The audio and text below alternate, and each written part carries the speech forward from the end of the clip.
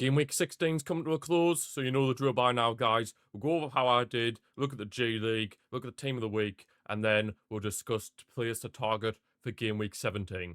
Let's do this. So yeah, got 77 points this game week, guys. 60 was the average, so we've done alright. 149 was the highest. I don't believe that personally. I think that's just a bunch of random, bots, in my opinion, because they're just triple captain the most random players, and it just doesn't make sense to me. I made 5 transfers. One of them was enforced due to the fact that Daniel Munoz is out injured at the minute for Crystal Palace. Look at that. The team. Pickford only got 2 points. Not ideal. Timber only 2. Matty Cash a big fat 0. Gavardiol got 8, so that's at least something. Semenyo got 6 points in obviously Bournemouth's mental game against Man United last night. Rice with 2 points. Estevao brought him in and he only came off the bench. Cheers for that, Maresca, you absolute bald fraud. Rodgers with 15 points. Ekatike 13. Haaland, El Capitano 26. Igor Thiago only with 2, unfortunately. And on the bench, I wish I started Robin Roofs. 9 points, kept a clean sheet in Sunderland's massive win over Newcastle. Eze only 1 point. O'Reilly with 6. Ronaldo with 10 points. 10 points sat on my bench, but he is off to AFCON, so at least there's that. I don't feel too bad for missing out on 10 points. Right, so if we have a look at the G League, once I've zoomed all the way out. Right, where's the G League? There we are. I'm still first. I'm the king. I'm the king of my own league. Things you have to say. But, Pack Cash, 81 points. 105 from Saxon. Oh my lord, 105 points. And I need to say this. 105 points. Who on earth did he have in his team? Haaland, Calvert-Lewin, Morgan Rogers, Foden, Bruno. Oh my god. Did he play bench boost? Yeah, he did. O'Reilly, Semenyo, Alderete. God, that's actually insane. Apologies for the camera going out of focus. I don't know why it's done that. But yeah, oh my days. Saxon, fair play to you. Who got the lowest? Who got the lowest amount of points then? Of course it's Cometo, of course it is. But yeah, if we have a look at the team of the week, as soon as I sort out my camera's focus. I hate it when it does this, guys, I really do. I really, really do. But yeah, mad. 105 points. That's actually crazy. 105 points. That's probably one of the highest scores I've seen this season, to be fair. But yeah, if we'll have a look at the team of the week, of course, the most transferred in, Harry Wilson. We'll get onto him a bit later. And Wemo's out. Munoz is out. Walter Mart is out. After, of course, he scored the own goal in the Weir Tyne derby. Damn, that was pretty crazy. And the eye's out. Of course, anybody who's going after AFCON will be out of people's teams, realistically. If we have a look at the team of the week, yeah, there's of course there's no surprise. There's some of the names in here. Of course, Ronaldo, who was sat on my bench, is in here. Robin Roofs is in here as well. Fantastic. Sangare, but obviously he's off the AFCON. Yeah, interesting team of the week there. But yeah, let's get into who I think you should be targeting for game week 17. Okay, so starting off here, we've got to go with Chelsea and Malo Gusto. Now, he's starting to get quite a few points, to be fair. Of course, got 7 against Bournemouth, now 18 against Everton. And, of course, Chelsea's 2-0 win there. Got a goal, got an assist, clean sheet, 3 bonus points. He's starting to get a few points on the board, Gusto, especially now with Reece James being in midfield at the minute, due to the fact that, obviously, they're missing Moises Caicedo due to injury. But, of course, they do have some difficult fixtures, maybe. Newcastle away could be difficult for them. Aston Villa at home could be a bit hit and miss. Bournemouth at home, they should be able to win Bournemouth, I feel like, Chelsea. Man City away, that'll be difficult. Fulham away, so few rough fixtures in there, but if Gusto could continue to get some points, and he's relatively cheap, only 5 million, so if you want a guaranteed starter in Chelsea's back line, Gusto is definitely the option for that. Now going over to a former Chelsea player, Callum Hudson-Odoi. Now, he's starting to perform for Nottingham Forest, to be fair. Got 19 points in their 3-0 win over Tottenham. Damn it, Tottenham are an absolute shambles. But yeah, 2 goals and assist. Yeah, Hudson-Odoi's looking pretty deep. I mean, if he can keep this up, then it'd be very good for Forest. And, of course, they're trying to avoid being in a relegation scrap. And, yeah, Dyche has really got them going in a way. But, obviously, he needs to get a bit more out of players like Hudson-Odoi. But yeah, they've got some interesting fixtures coming up. Fulham away, that could be a pretty even game. I think they could get something there. they got no chance against City, realistically. Everton at home could be a good chance for them to get points as well. Same with West Ham after Aston Villa.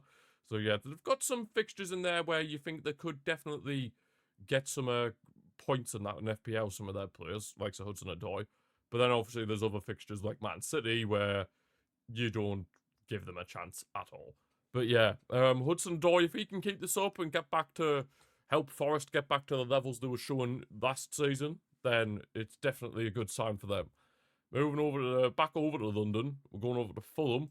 Harry Wilson. Now we had a good game in their win, just about a narrow win over Burnley, 3-2. Of course, he played 88 minutes, got a goal, got 2 assists, 3 bonus points, of course. Yeah, he's looking all right in recent weeks. Harry Wilson. He's been getting a lot of contributions ever since that game week 12 game against Sunderland where he did nothing. The past few game weeks, he's been getting a lot of points. 10 points against Tottenham, 8 against City, 8 against Crystal Palace, and then 16 against Bournemouth, Burnley. So yeah, it's looking... He's looking like he's in a good bit of form, and then the next 2 fixtures coming up as well, Nottingham Forest and West Ham. He could definitely get some good goal... Well, I say goal contributions, but like points as well. And only 5.6 million as well. So yeah, he's definitely a nice little budget-ish option. But then they've got Crystal Palace away, which could be difficult. Liverpool at home, depending on which Liverpool team turns up, that could be difficult. And then, of course, Chelsea at home as well, the London derby. So, yeah, we'll have to see how they get on there. But I definitely think they can get something out of these next 2 fixtures against Nottingham Forest and West Ham. So if you want a Fulham player, Harry Wilson is him. Now, going over to Manchester, going the red side of Manchester, Bruno Fernandes. Now, of course, that game against Bournemouth last night for Man United, absolutely crazy. A 4-4 draw. I mean, don't get me wrong, the first half I thought was alright, but the second half was when it really ignited. I mean, straight from kickoff, Bournemouth equalised. Then Man United went back in front. But, well, actually, no, I'll tell a lie, actually. Bournemouth went in front themselves because they equalised. Then they got that free kick from Tavernier. He scored it to make it 3-2. Then Man U equalised. They went back in front 4-3. And then Bournemouth equalised again at 4-4. What a crazy second half. But yeah, Bruno Fernandes was a big part of that in the second half. Scored a beautiful free kick right in the top corner. Keeper had absolutely no chance. Got an assist as well. It seems like no matter where Bruno Fernandes plays at the moment, it seems like he is going to get a goal contribution. No matter where he's placed in the pitch, whether he's in that deeper midfield role or whether he's joining the attack a bit more. It seems like he is able to get those points in the board. Yeah, he's had a few decent returns as well as of late. 11 points against Crystal Palace, 18 against Wolves, 13 against Bournemouth. And they have some decent fixtures coming up as well. I mean, Villa and Newcastle could be a bit tough for them, especially considering they have a few players that are heading off to AFCON, like Mbeumo and Amad Diallo, a bit in particular. But yeah, the Wolves at home, they should be winning that. Then Leeds and Burnley. So yeah, Man United have a few decent fixtures, to be fair. You don't want to jinx it, but maybe, just maybe, Amorim has finally found the way to get Man United working properly. And if that is the case, then, of course, Man United, over time, can definitely get back to where they should be. But for now, they're in having some decent results. And I know, obviously, Comet, a good friend of mine, he's a Man United fan. So, yeah, shout outs to Man United for keeping him happy, I suppose. And then finally, we go over to Man United's eternal rivals in Liverpool. Hugo Ekitike, again, he just seems to be the only player for Liverpool that seems to be really delivering at the minute. And they're pretty, would you say crisis? It's not really a crisis, it's just a bit of a crazy season for them. But yeah, he got 2 goals against Brighton. Of course, both the goals against Brighton. 3 bonus points as well. His price tag is slowly starting to creep back up again, so at least that's something for him. Especially considering I own him, so at least that helps me in that regard and getting the points. But yeah, of course, he's been Liverpool's main source of goals the past 2 game weeks. 13 points against Leeds, 13 against Brighton. Yeah, Ekitike just seems to be their main source of goals, which I certainly think nobody would have said at the start of the season, when obviously Salah just came off one of his best seasons. They signed Isak, Wirtz. Yeah, I don't think anybody would have thought Ekitike would have been the main man for the goals, but he's doing well. He's doing well, Ekitike, and I'd honestly say he's probably their best attacker at the minute. And with the fixtures they have coming up, if Ekitike can continue to score, you're going to get points galore. Points galore, but obviously Obviously, Salah's gone off to AFCON as well, but either way, he wasn't really playing that much regardless. I mean, we all know the absolute mayhem that's been happening between Salah and Slot at the minute this season. Well, since the Leeds game, to be fair.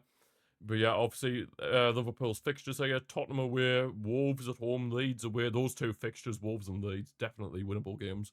But yeah, again, you said that in game week 15 when Liverpool played Leeds, and then look what happened. It just depends on which version of them turns up, to be brutally honest. If the Liverpool of last season or something close to that turns up, then Leeds and Wolves will have no chance. But if the Liverpool this season, for the majority of this season, turns up, you just never know. You just never know. And then Fulham away, and then a big one in game week 21 up against Arsenal. That could be huge for a potential title. Well, more so for Arsenal. Liverpool, I don't really see them in the title race. They've had too many slip-ups, if you ask me. But yeah, that is where we're going to leave this video for today, guys. Hope you have enjoyed it. If you have, feel free to give the video a like and subscribe to the channel if you're new. Thank you for watching, and I'll see you for the next one.